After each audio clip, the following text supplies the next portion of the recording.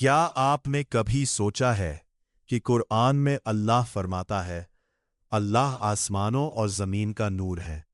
اگر اللہ نور ہے تو پھر اس آیت کا اصلی مطلب کیا ہے؟ کیا یہاں نور سے روشنی مراد ہے یا کچھ اور؟ آئیے اس گہری آیت کو آسان زبان میں سمجھتے ہیں۔ یہ آیت سورہ النور آیت 35 کی شروعات ہے۔ اللہ نور السماوات والارض، یعنی اللہ آسمانوں اور زمین کا نور ہے۔ لیکن یہاں نور کا مطلب صرف سورج، چاند یا بلب کی روشنی نہیں ہے۔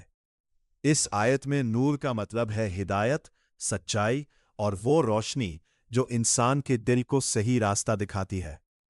ذرا سوچئے، اگر اندھیرے کمرے میں روشنی نہ ہو تو انسان راستہ نہیں دیکھ سکتا۔ اسی طرح اگر دل میں اللہ کی ہدایت کا نور نہ ہو تو انسان صحیح اور غلط میں فرق نہیں کر پاتا۔ اس لیے اللہ نے خود کو وہ نور بتایا جو پوری کائنات کو سنبھالتا ہے اور اپنے بندوں کو ہدایت دیتا ہے۔ اس کے بعد اسی آیت میں اللہ ایک مثال بیان کرتا ہے۔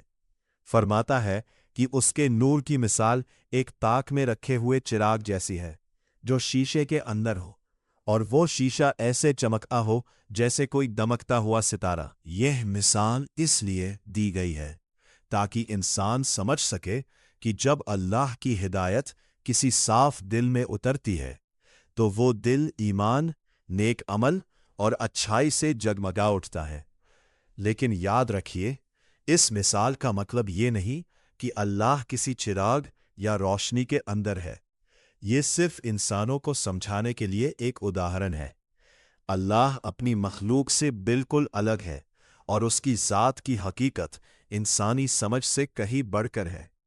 جب کوئی انسان سچے دل سے اللہ کی طرف رخ کرتا ہے، قرآن کو سمجھتا ہے، اس پر عمل کرتا ہے اور نیک راستہ اپناتا ہے، تو اللہ اس کے دل کو اپنے نور سے روشن کر دیتا ہے۔ تب اس کے فیصلے بہتر ہوتے ہیں، اس کا کردار سنورتا ہے اور اس کی زندگی میں سکون آنے لگتا ہے۔ یہی اس آیت کا سب سے بڑا پیغام ہے کہ اصلی روشنی آنکھوں کی نہیں بلکہ دل کی ہوتی ہے۔